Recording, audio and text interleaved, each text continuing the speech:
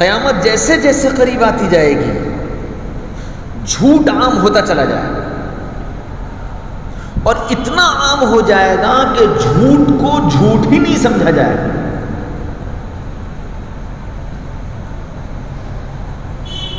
ابھی 3-4 دن پہلے کی بات ہے، ایک صاحب کے پاس گئے، کہنے لگے کہ جی مولانا صوفی صاحب اور فلاں صاحب اور فلاں صاحب فلاں صاحب کے پاس گئے تھے اور انہوں نے یہ کہا اور انہوں نے یہ کہا اور انہوں نے یہ کہا، پتہ نہیں کیا کیا باتیں میری طرف منسوب کر کے ان سے کہا۔ ان کا میرے پاس فون آیا، کہنے مولانا آپ فلاں جگہ گئے تھے؟ میں نے کہا کب؟ کہ جمعرات کے دن۔ میں نے کہا جمعرات کو تو میں شہر میں ہی نہیں تھا، میں تو میرٹھ میں تھا، اور میرٹھ سے میں شام کو 5 بجے لوٹا ہوں، مغرب کی نماز پڑھی ہے، مغرب کے بعد مجلس ہوتی ہے، مغرب سے عشاء تک مجلس میں تھا، عشاء کے بعد ایک ولیمہ تھا اس میں گیا تھا، ولیمہ وہاں سے کھانا کھا کے آ کے سو گیا تھا۔ میں نے تو ان جن کا نام آپ لے رہے ہیں ان کی شکل ہی نہیں دیکھی۔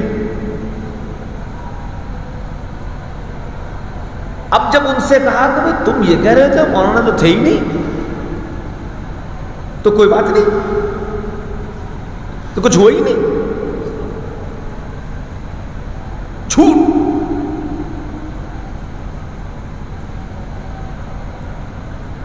اور ہے کون کہ جی ماشاءاللہ بڑے دیندار، بڑے ذمہ دار، سر پر ٹوپی، چہرے پر داڑھی، لمبا کرتا، کوئی احساس نہیں کہ میں کم از کم اپنے اس حلیے کی تو لاج رکھوں، لوگ کیا کہیں گے،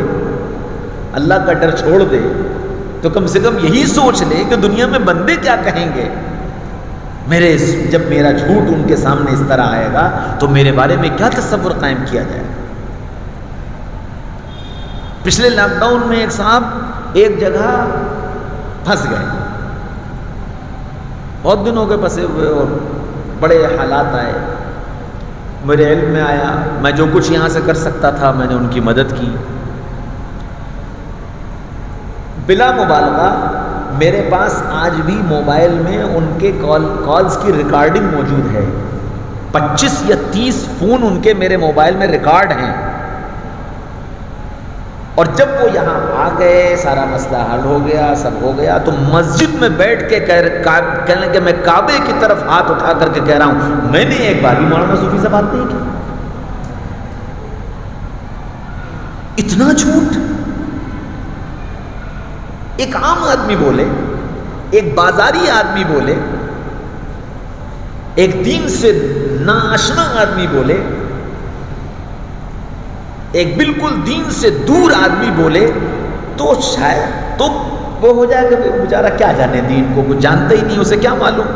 سچ اور جھوٹ اور صحیح اور غلط، اسے کیا پتا۔ لیکن وہ آدمی جو دین کا داعی ہے، جو لوگوں کو دین بتا رہا ہے، دین سکھا رہا ہے، جب وہ یہ انداز اختیار کرے تو بتاؤ قیامت آئے گی کہ نہیں آئے گی؟ کیا علامت قیامت میں سے یہ ہے کہ قیامت جتنا قریب آتی جائے گی جھوٹ عام ہوتا جائے گا، جھوٹ ہی پر پوری عمارت تیار ہوگی۔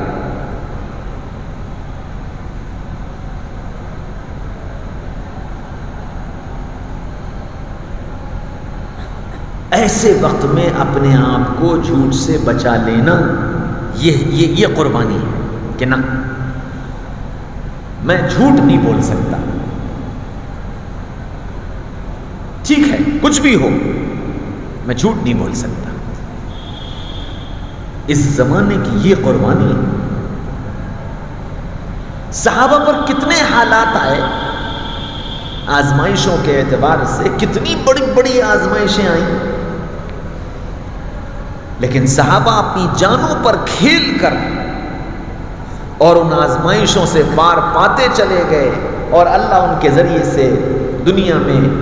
ایمان کے جھنڈے کو سربلند کرتا رہا۔ کیوں؟